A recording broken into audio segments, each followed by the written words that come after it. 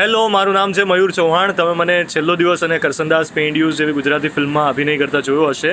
અત્યારે વાત કરવી છે આરાધ્યા ક્લાસીસની, જ્યાં બોર્ડ, ગુજકેટ, JEE અને નીટ જેવી એક્ઝામની તૈયારીઓ એક જ જગ્યા પર થાય છે.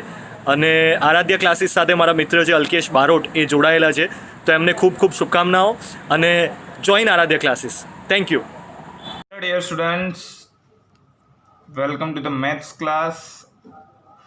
Today we are going to start chapter number 5, which is Introduction to Euclid's Geometry. So basically ये पूरा चैप्टर जो है वो थियरी बेस है.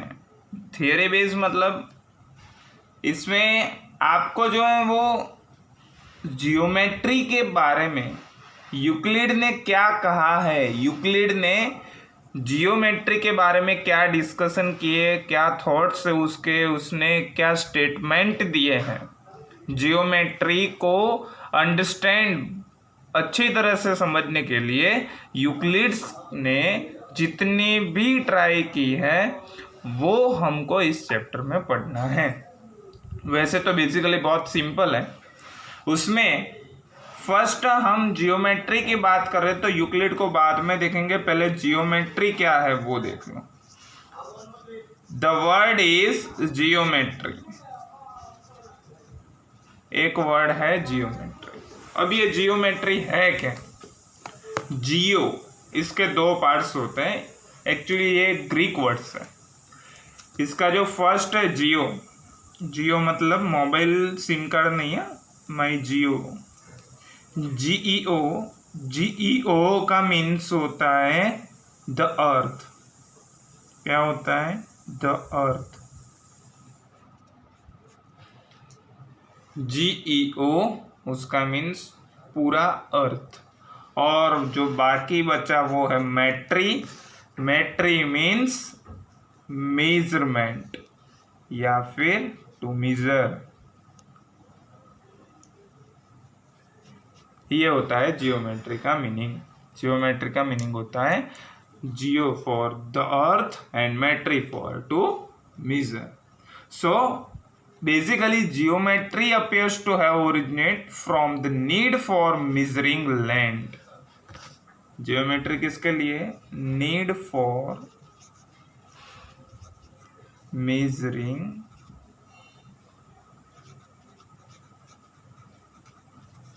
लैंड. ठीक है बच्चों. अब यूक्लिड जियोमेट्री की बात होगी, अब यूक्लिड की बात करते हैं. तो ध्यान से देखो बच्चों, यूक्लिड कौन था पहले? किसी बच्चे को ये मालूम नहीं होगा यूक्लिड कौन है, क्या नाम है, कोई चीज का नाम है या कोई मतलब साइंटिस्ट है या मैथमेटिशियन है, कौन है? तो यूक्लिड जो है वो था teacher of mathematics. Euclid is a teacher of mathematics. Maths का एक टीचर था. एलेक्जेंड्रिया इन इजिप्ट, इजिप्ट में एलेक्जेंड्रिया में वो मैथ्स पढ़ाता. अब ये यूक्लिड ने क्या किया? उसने कलेक्ट किया all the non work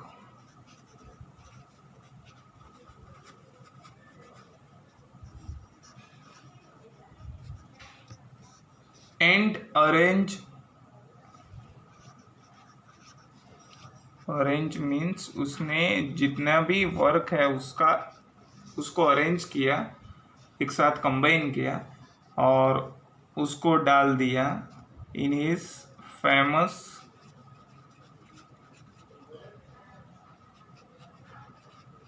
treatise call elements. तो ये वर्ड आपको याद रखना है, एलिमेंट्स.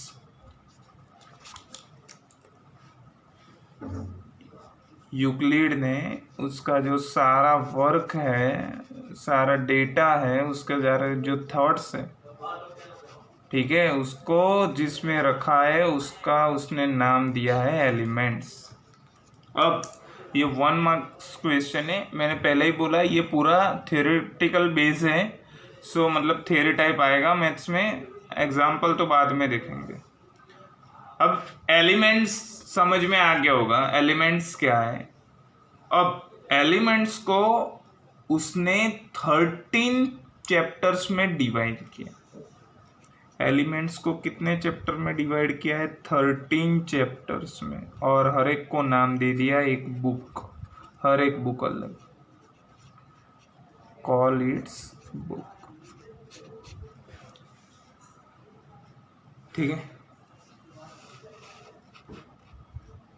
और ये बुक की हेल्प से whole world's understanding of geometry for generation to come, मतलब एक नई जनरेशन मिली, नई जनरेशन मतलब जियोमेट्री के लिए एक नया पूरा जनरेशन उसको समझ पाए पूरे वर्ल्ड की, वो सारी बातें इस बुक में दिखाई गई।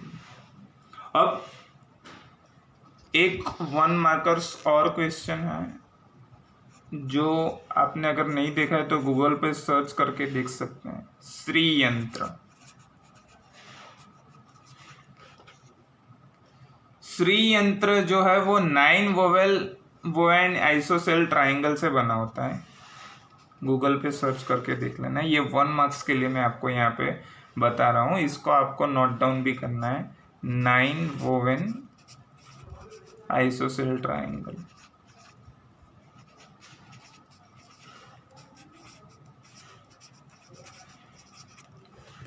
और these all triangles are arranged in such a way that they produce 43 subsidiary triangles. इसको 1 मार्क्स के लिए आपको याद रखना है। और अगर ये आपको समझ में नहीं है, श्री यंत्र देखा ही होगा सबने, और अगर नहीं देखा है तो गूगल पे सर्च करके देख लेना, जिसमें ट्रायंगल्स का क्या अरेंजमेंट होता है वो बहुत इम्पोर्टेंट है। उसमें से 43 सब्सिडरी ट्रायंगल्स भी निकल रहे हैं, तो ये जो मिस्ट्री है वो आपको गूगल पे मिल जाएगी। ये था पूरा बेसिक। अब हम जा रहे हैं यूक्लिड्स की डेफिनेशन पे, basic introduction of Euclid's geometry पे। तो इसको वीडियो पॉज करके नोट डाउन कर लो। अब आगे बात करते हैं यूक्लिड्स ने जो डेफिनेशन दी है वो। यहाँ तक हमने पूरा जियोमेट्री यूक्लिड का मतलब जहाँ से उसने कंसेप्ट लिया था, जो वर्क किया है, क्या किया था, वो बेसिक देख लिया।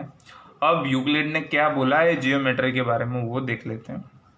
तो इसके डेफिनेशन में फर्स्ट ऑफ ऑल हम लेते हैं एक सॉलिड। देखो ध्यान से, सॉलिड की बात कर रहे हैं। सॉलिड कोई भी हो सकता है, जैसे मान लो ये बॉटल, ये भी सॉलिड ही है, ठीक है। तो सॉलिड कोई भी आप ले लो, आपने साइंस में भी पढ़ा होगा, सॉलिड आप कोई भी ले लो, उसका कुछ ना कुछ शेप होगा, साइज होगी, उसका पोजीशन होगा। तो आप ऐसा बोल सकते हो, साइंस है, अगर साइंस पढ़ा है तो ये समझ में आ जाएगा, solid has shape, size and position.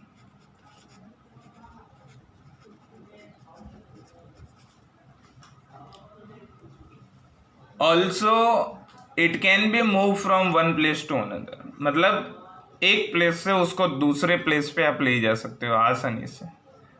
और जो उसकी बाउंड्रीज है, बाउंड्रीज मतलब हम उसको क्या बोलते हैं, सरफेस। तो ये जियोमेट्री का ही पार्ट है कि उसकी बाउंड्रीज को हम क्या बोलते हैं, सरफेस।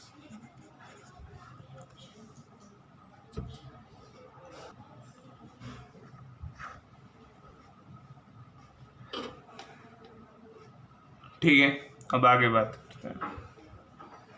उसकी कुछ ना कुछ थिकनेस होगी, सरफेस जो है इसकी बात कर रहे हैं। तो सरफेस कोई भी हो सकती है, जैसे ये सॉलिड लिया तो इसकी सरफेस कर्व सरफेस है, ठीक है। और अगर कोई स्ट्रेट लाइन मतलब ऐसा कुछ सॉलिड लिया तो उसकी मतलब कर्व होती है किसी, तो सपोज ये मोबाइल है तो इसकी सरफेस मतलब ऐसे होती है, स्ट्रेट लाइन टाइप, मतलब स्ट्रेट। तो अब सरफेस बहुत तरीके से होती है, curve surface, straight line surface. और अगर स्ट्रेट लाइन है मतलब लाइन की बात करें तो लाइंस में पॉइंट्स होते हैं, पॉइंट मिलके क्या बनाते हैं, लाइंस बनाते हैं। ठीक है, ये सब बेसिक बात है, थोड़ी देर मतलब आपको ये सुनना ही पड़ेगा क्योंकि 1 मार्क्स के लिए बहुत इंपॉर्टेंट है। तो एक 3 स्टेप्स हैं सॉलिड टू पॉइंट के लिए, ये 1 मार्क्स के लिए आपको याद रखना है। सॉलिड टू पॉइंट्स, उसका 3 स्टेप्स कौन सा है, सॉलिड के बाद आता है सरफेस, के बाद आता है लाइंस, और उसके बाद आता है पॉइंट्स। तो ये 1 मार्क्स के लिए आपको याद रखना है। There are 3 steps from solid to point is solid, surface, line and point. और हर एक में आपको कुछ ना कुछ डायमेंशन मिलेगा, ठीक है, और वो आप पढ़ सकते हो बुक में भी। अब ये सब किस लिए मैं आपको लिखा रहा हूँ, इसका कोई इतना मीनिंग नहीं है, लेकिन इसलिए ये सब आपको मीनिंग तो है, लेकिन ये सब का आपको पहले से पता है। और ये सब इसलिए लिखा रहा हूँ क्योंकि ये 1 मार्क्स के लिए बहुत इंपॉर्टेंट है। अब जो यूक्लिड ने डेफिनेशन दिया है, मैंने बोला था उसने 13 चैप्टर्स में डिवाइड किया है, हर एक को बुक बोला है। तो उसकी फर्स्ट जो बुक है, book 1 of elements, book 1 of the all elements, उसमें 23 डेफिनेशन का उसने लिस्टिंग किया है। बहुत अलग अलग डिफरेंट टाइप्स ऑफ डेफिनेशन उसने दी है। उसमें से थोड़ी बहुत जो हमको यूज़ आ रही है, यूज़ होती है, वो हम ले लेते हैं। First definition is, the first point is, a point is that which has no part. A point is that which has no part.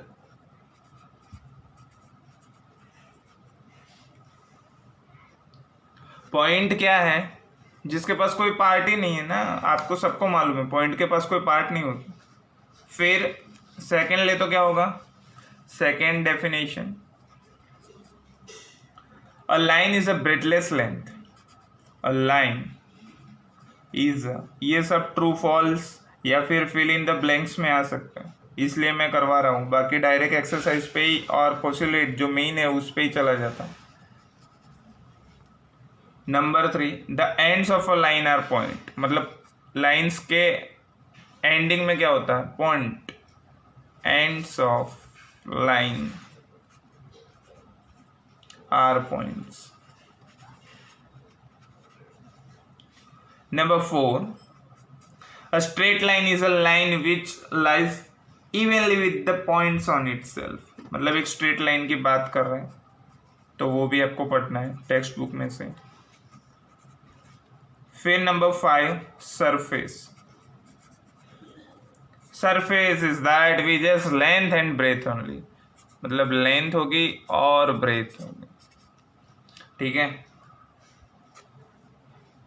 और जो सरफेस की एजिस है, edges of surface,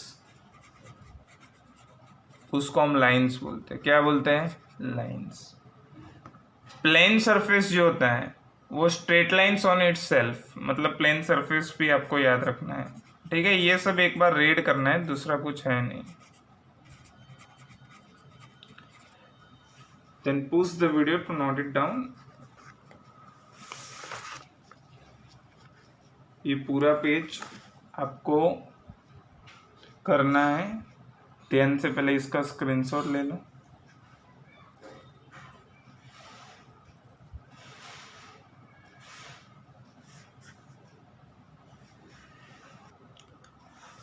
okay students, उसके बाद नेक्स्ट टॉपिक है Euclid's axioms and postulates. Most important things in this chapter is postulate. What is the difference between axioms and postulate? Postulate जो है वो किसके लिए यूज होता है? Assumption to geometry. इसको मैं ऐसे लिख सकता हूं, assumption specific to geometry.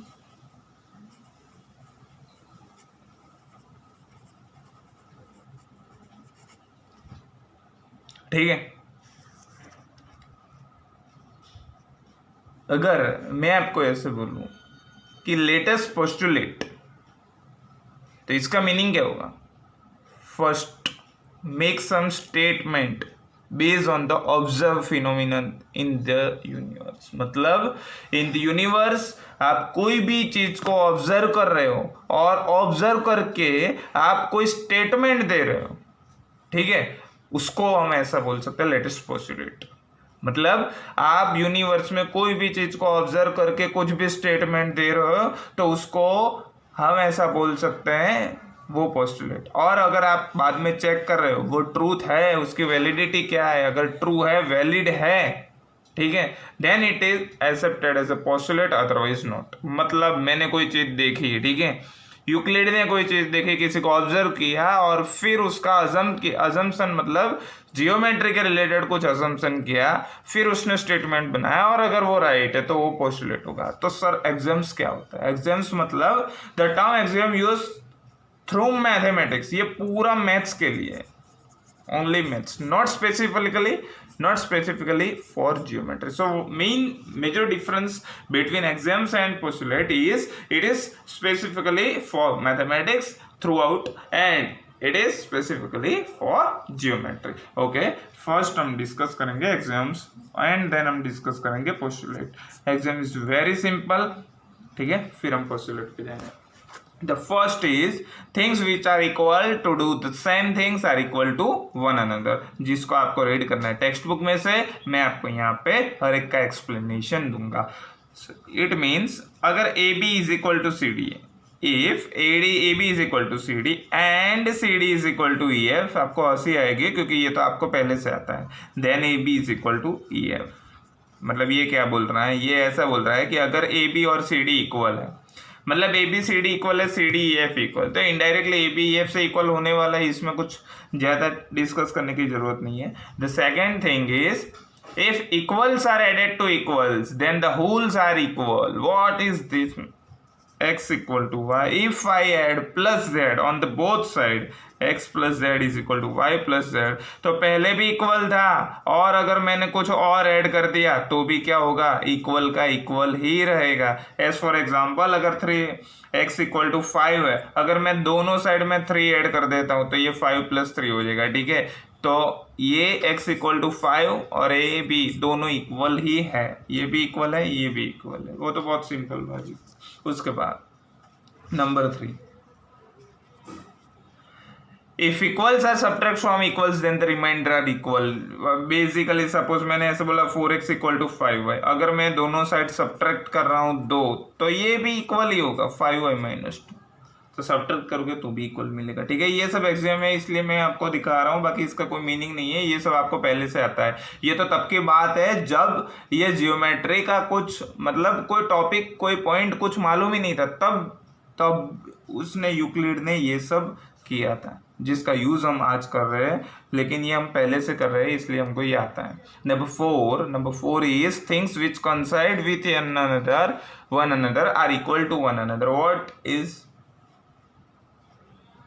It? Is things which coincide with another are equal to one another. मतलब अगर ए बी पे पी क्यू है, यही लाइन पे पी क्यू है, ठीक है, जैसे कि ए जो पॉइंट है उसी पे पी पॉइंट है और बी पॉइंट है उसी पे क्यू पॉइंट है, then A B is equal to P Q. If two things are identical then they are equal. In other words we can also say that everything equals to itself. It is the justification to the principle of superposition. मतलब ये आपको सिर्फ इतना याद रखना है, अगर A B है और ए पॉइंट पे पी है और बी पॉइंट पे क्यू है तो A B equal to P Q होना ही होना है, ठीक है। ये तो मैंने लिखा है, अदरवाइज में ये लिखाने वाला भी नहीं था। The whole is greater than the part, ये भी बहुत सिंपल है और ये 1 मार्क्स के लिए most important. The whole is greater than the part.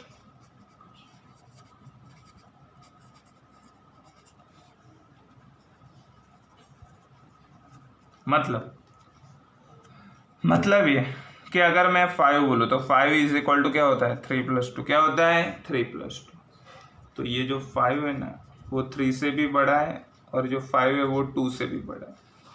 The whole is greater than the part, मतलब 5 है तो वो 3 से भी बड़ा होगा 2 से भी बड़ा होगा। तो ये स्टेटमेंट भी आपको याद रखना है, ये राइट है। अगर ट्रू फॉल्स में पूछा जाए तो भी राइट है, ठीक है। नंबर 6 वो भी बहुत सिंपल है। वो क्या बोल रहा है, अगर विच कोई थिंग्स सिंपल में अगर ऐसा बोलो y = 2x and z also equal to 2x, तो क्या आप ऐसा नहीं बोल सकते y = z? बोल ही सकते हैं ना, दोनों 2x है तो y z से इक्वल ही होगा। नंबर 7 एंड द लास्ट, अगर y x का हाफ है z x का हाफ है तो y = z होगा कि नहीं? वो होगा ही नहीं। सो ये बहुत सिंपल है एग्जाम्स जो आपको पहले से आते ही थे। उसके बाद नेक्स्ट जाएंगे Euclid's postulate, Euclid's 5 postulate, the most IMP exam oriented, Euclid's 5 postulates.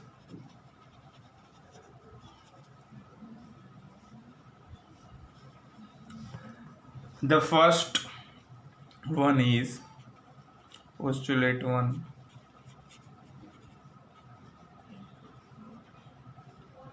It is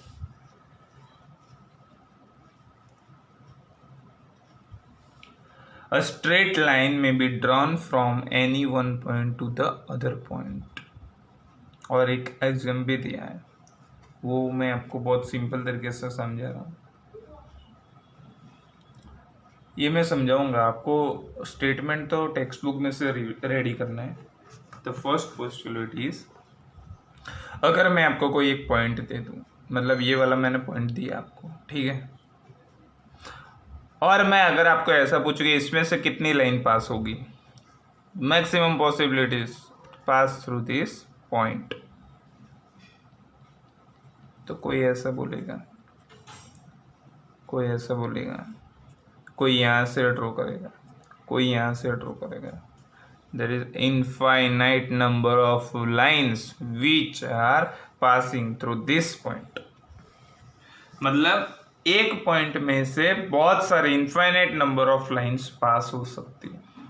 but on the other hand if I say there are 2 points, these 2 points, और अगर मैं आपको ऐसा बोलूँ कि ये 2 पॉइंट में से कितनी लाइन पास हो, तो ओनली 1 लाइन पास हो।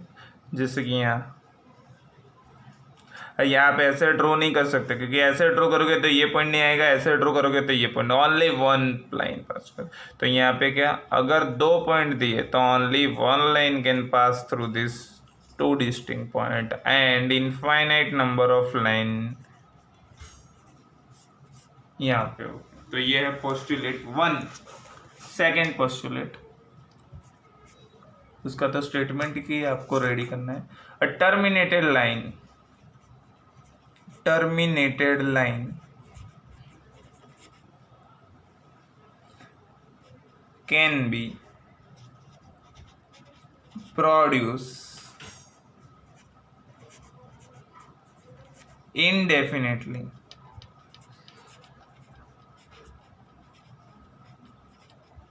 means what? First we understand the meaning of terminated line. What is the terminated line? Terminated line is, अगर मैं आपको ऐसा लाइन ड्रॉ कर रहा हूँ तो लाइन आपको समझ में आएगी, बट उसके 2 पंख में यहाँ से ऐसे फिक्स करके काट देता हूँ, मतलब लाइन सेगमेंट टाइप, ठीक है, AB टाइप।